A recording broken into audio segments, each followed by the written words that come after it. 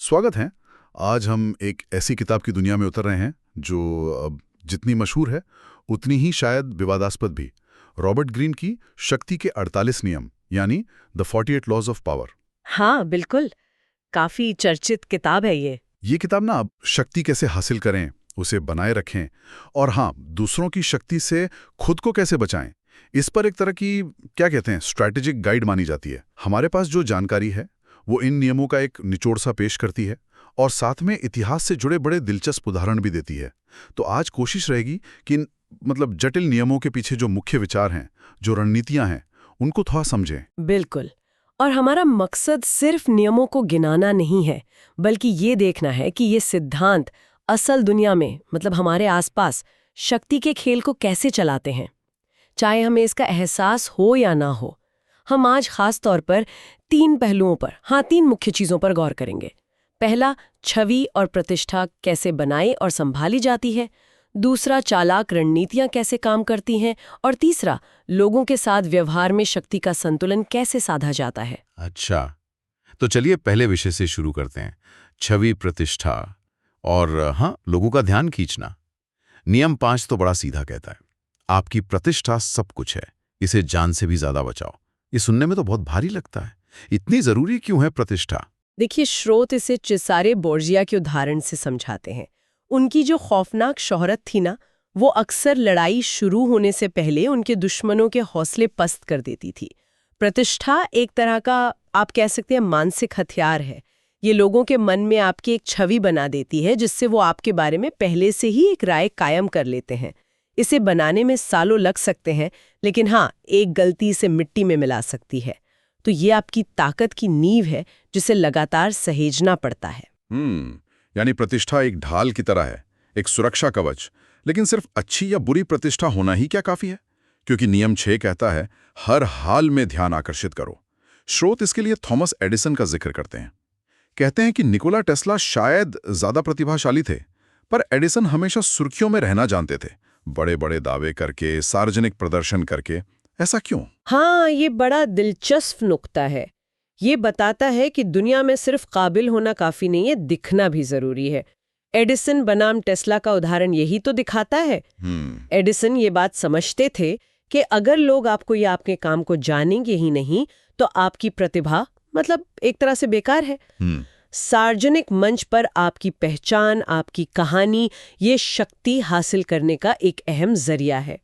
ध्यान खींचना चाहे अच्छे कारणों से हो या, जैसा स्रोत इशारा करते हैं, कभी कभी बुरे कारणों से भी, आपको अप्रासंगिक होने से बचाता है। अगर आप नजर में नहीं है तो आप खेल में ही नहीं हो, सीधी सी बात है। हाँ, ये बात तो आज के सोशल मीडिया के दौर में शायद और भी ज्यादा सच लगती है। खैर, इसी से जुड़ा एक और नियम है, नियम 25, खुद को दोबारा गढ़ो। स्रोत नेपोलियन बोनापार्ट का उदाहरण देते हैं। कमाल है कि कैसे उन्होंने अपनी पहचान लगातार बदली, एक मामूली सैनिक से क्रांतिकारी नायक, फिर सम्राट बने और हार के बाद भी सेंट हेलेना में एक शहीद की छवि गढ़ी। ये तो मतलब गजब की अनुकूलन क्षमता है। फिट करने की कोशिश करते हैं, अच्छा ये तो बस एक सैनिक है, या ये तो बस एक व्यापारी है, वगैरह वगैरह। लेकिन जैसा स्रोत बताते हैं, असली ताकत अपनी कहानी खुद लिखने और जरूरत के हिसाब से उसे बदलने में है। अगर लोग अंदाजा लगा सकते हैं कि आप अगला कदम क्या उठाएंगे, तो आप कमजोर पड़ जाते हैं। नेपोलियन ने इसे बखूबी समझा था। वो लगातार अपनी छवि बदलते रहे, जिससे उनकी दोस्त और दुश्मन दोनों हमेशा एक अनिश्चितता में रहे, और यही अप्रत्याशितता उनकी शक्ति का एक स्रोत थी। और इसी सोच को नियम 34 और आगे ले जाता है, राजा की तरह आचरण करो ताकि वैसा ही बर्ताव मिले। जूलियस सीजर का उदाहरण दिया गया है कि कैसे उन्होंने सम्राट बनने से बहुत पहले ही वैसा बर्ताव करना शुरू कर दिया था जैसे वो रोम के शासक हों। क्या ये सिर्फ दिखावे की बात है? एक्टिंग है? एक्टिंग से कहीं ज्यादा है ये आत्मधारणा और उसके बाहरी प्रदर्शन के बारे में है। जब आप आत्मविश्वास, गरिमा और अधिकार के साथ व्यवहार करते हैं, तो लोग मतलब अवचेतन रूप से ही आपको उसी नजर से देखने लगते हैं। सीजर का उदाहरण यही तो साबित करता है। उनके हाव भाव, उनका बात करने का तरीका, उनके फैसले लेने का अंदाज, सब कुछ ये दिखाता था कि वो नेतृत्व करने के लिए ही बने हैं।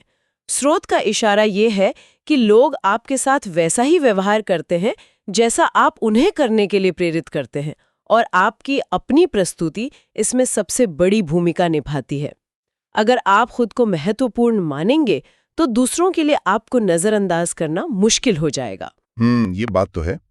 तो हमने देखा कि छवि और बाहरी दिखावा कितना महत्वपूर्ण हो सकता है, लेकिन स्रोत ये भी साफ करते हैं कि सिर्फ अच्छी छवि बनाना काफी नहीं है। उसे इस्तेमाल करने और अपने मकसद हासिल करने के लिए सही चालें चलना भी जरूरी है। यहीं पर रणनीति और योजना का पहलू आता है, जो शायद इस किताब का सबसे विवादास्पद हिस्सा है। हाँ, ये नियम अक्सर जोड़ तोड़ और चालाकी भरे लगते हैं। जैसे नियम 3 कहता है, अपनी नीयत हमेशा छुपा कर रखो। स्रोत इसके लिए प्रशिया के चांसलर ऑटो वॉन बिस्मार्क का उदाहरण देते हैं। उन्होंने सार्वजनिक रूप से ये दिखाया कि वो ऑस्ट्रिया के साथ शांति चाहते हैं, जबकि पर्दे के पीछे वो युद्ध की पूरी तैयारी कर रहे थे। ओहो, ये तो सीधी सीधी धोखेबाजी लगती है। क्या हमेशा पारदर्शिता से मतलब ईमानदारी से काम नहीं चलता? रॉबर्ट ग्रीन के नजरिए से देखें तो शक्ति के खेल में हमेशा नहीं। बिस्मार्क का उदाहरण दिखाता है कि अगर आपके इरादे पहले ही जाहिर हो जाएं, तो आपके विरोधी सावधान हो जाते हैं और वो भी जवाबी रणनीति बना लेते हैं। अपने असली मकसद को छुपाकर रखने से आपको पहल करने और दुश्मन को भ्रमित करने का मौका मिलता है। ये एक तरह का रणनीतिक धुआं है, जिसके पीछे आप अपनी तैयारी कर सकते हैं और सही वक्त पर हमला बोल सकते हैं। पारदर्शिता अच्छी बात है, लेकिन स्रोत के अनुसार शक्ति की दुनिया में ये हमेशा फायदेमंद नहीं होती। इसी चालाकी का एक और रूप नियम 12 में दिखता है। चुनिंदा ईमानदारी और उदारता से दूसरों को निहत्था करो। यहाँ ट्रोजन हॉर्स का क्लासिक उदाहरण दिया गया है। वो कहानी तो सबने सुनी है। हाँ, ग्रीक सेना ने ट्रॉय शहर को एक विशाल लकड़ी का घोड़ा तोहफे में दिया, जिसके अंदर सैनिक छिपे थे। शहर वालों ने इसे ईमानदारी का प्रतीक समझा और अंदर ले आए, और नतीजा पूरी तबाही। ये नियम मानवीय मनोविज्ञान के एक पहलू का फायदा उठाता है। हम इंसान विश्वास करना चाहते हैं। स्रोत का तर्क है कि ईमानदारी या उदारता का एक छोटा सोच समझकर किया गया प्रदर्शन लोगों के शक को कम कर सकता है। जब आप अप्रत्याशित रूप से नेक या उदार दिखते हैं, तो लोग मान लेते हैं कि आप भरोसे के लायक हैं। ये उन्हें रक्षाहीन बना देता है और आपके असली, शायद कम नेक इरादों के लिए रास्ता खोल देता है। ट्रोजन हॉर्स इसी का एक कह सकते हैं चरम उदाहरण है। एक झूठा तोहफा जिसने एक पूरे शहर को धोखा दिया। बाप रे, ये रणनीतियां तो काफी डार्क लग रही हैं। एक और नियम है जो इसी तरह का है, नियम 17। डर पैदा करो, अप्रत्याशित बनो।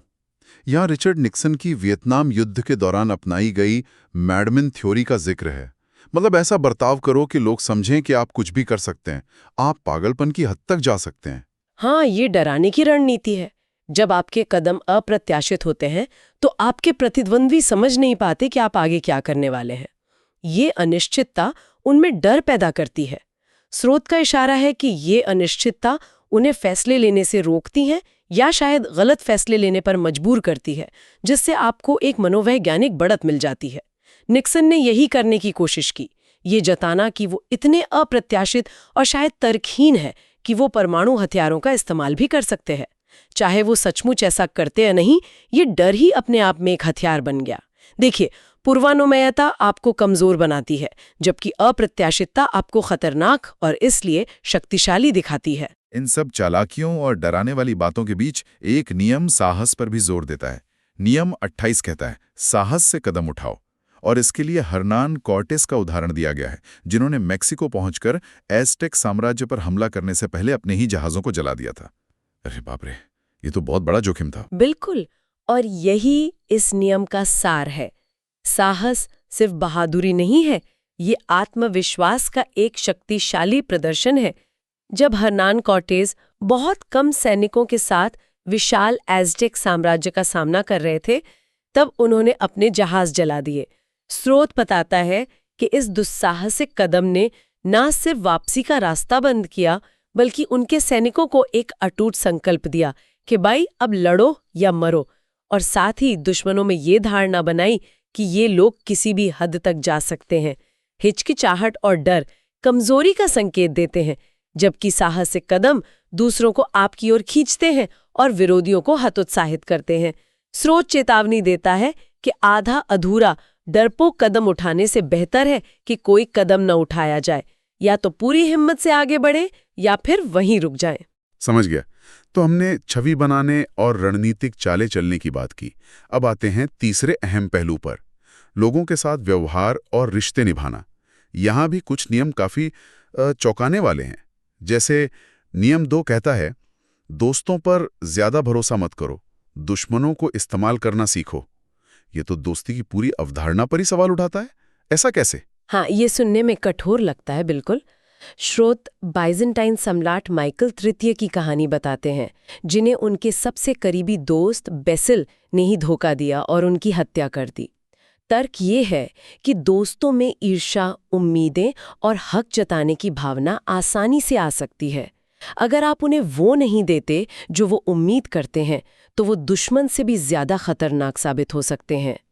दूसरी तरफ एक पूर्व दुश्मन जिसे आपने माफ करके या मौका देकर अपनी तरफ मिलाया है, वो ज्यादा वफादार साबित हो सकता है, क्योंकि उसे लगातार खुद को साबित करना होता है और वो शायद आपसे कम उम्मीदें रखता है। इसका कोई और उदाहरण भी है स्रोत में? मतलब ये दोस्ती वाली बात थोड़ी... हाँ है। चीन के सांग वंश के संस्थापक सम्राट ताइजू का। उन्होंने अपने शक्तिशाली जनरलों को, जो उनके दोस्त भी थे और उनके लिए खतरा भी बन सकते थे, दुश्मनी मोल लेने के बजाय बड़ी बड़ी जागीरें और धन देकर सम्मान के साथ रिटायर कर दिया। इस तरह उन्होंने संभावित दुश्मनों को निष्क्रिय कर दिया और स्थिरता हासिल की। ये नियम भावनाओं से परे जाकर मानवीय स्वभाव की जटिलताओं को समझते हुए रणनीतिक फैसले लेने की बात करता है। इसका मतलब ये नहीं कि दोस्त नहीं बनाने चाहिए, बिल्कुल नहीं, बल्कि ये कि शक्ति के समीकरणों में दोस्ती पर आंख मूंदकर भरोसा करना खतरनाक हो सकता है। बस इतनी सी बात है। ये तो रिश्तों को बिल्कुल नए नजरिए से देखने वाली बात है। अच्छा, एक और नियम है जो सामाजिक व्यवहार पर सीधी टिप्पणी करता है। नियम 10, संक्रमण, दुखी और बदकिस्मत लोगों से दूर रहो। ये तो काफी निर्दयी लगता है।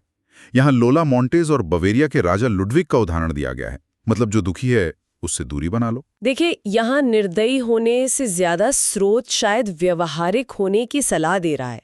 विचार ये है कि नकारात्मकता, दुर्भाग्य और ड्रामा, ये चीजें संक्रामक हो सकती हैं। जैसे बीमारी फैलती है, जो लोग लगातार समस्याओं से घिरे रहते हैं या दूसरों के लिए मुसीबतें खड़ी करते हैं, वो आपकी मानसिक ऊर्जा चूस सकते हैं, आपका कीमती समय बर्बाद कर सकते हैं और आपकी प्रतिष्ठा को भी नुकसान पहुंचा सकते हैं। लोला मॉन्टेज, जो एक नर्तकी और साहसी महिला थीं, वो बवेरिया के राजा लुडविग प्रथम के जीवन में आईं और उनका प्रभाव इतना विनाशकारी साबित हुआ कि राजा को अपनी गद्दी तक छोड़नी पड़ी। स्रोत का तर्क है कि ऐसे लोगों के साथ जुड़ने से आप भी उनके दुर्भाग्य के भंवर में खिंच सकते हैं। इसके बजाय उन लोगों की संगत करें जो सकारात्मक है, सफल हैं और आपको ऊपर उठाने में मदद करते हैं। थोड़ा प्रैक्टिकल होकर सोचने की बात है। अच्छा, और जब हमें दूसरों की मदद की जरूरत हो तब क्या करना चाहिए? नियम 13 एक बहुत ही व्यवहारिक सलाह देता है। मदद मांगते समय लोगों के स्वार्थ को अपील करो, दया पर नहीं। क्रिस्टोफर कोलंबस का उदाहरण दिया गया है। उन्होंने स्पेन की रानी इजाबेला और राजा फर्डिनेंड से अपनी समुद्री यात्रा के लिए फंड मांगा था। और उन्होंने ये फंड दया या एहसान की बिना पर नहीं मांगा। ये एक गहरी मनोवैज्ञानिक समझ है। लोग अक्सर मदद तब करते हैं जब उन्हें लगता है कि इसमें उनका भी कोई फायदा है, अपना फायदा। कोलंबस ने रानी और राजा की महत्वाकांक्षाओं को समझा।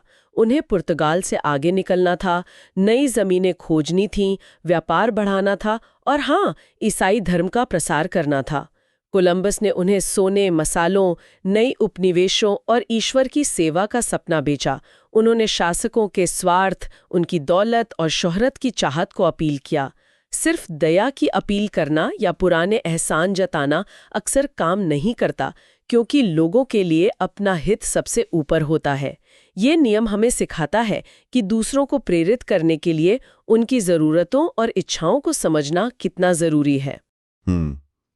तो रॉबर्ट ग्रीन की सत्ता के 48 नियम पर आधारित इस पूरी चर्चा से एक बात तो साफ है, शक्ति की दुनिया सीधी साधी नहीं है। बिल्कुल नहीं। इसमें मनोविज्ञान की गहरी समझ चाहिए, रणनीतिक सोच चाहिए और कभी-कभी ऐसी चालें चलने की जरूरत होती है जो शायद आम नैतिक पैमानों पर खरी न उतरें। बिल्कुल।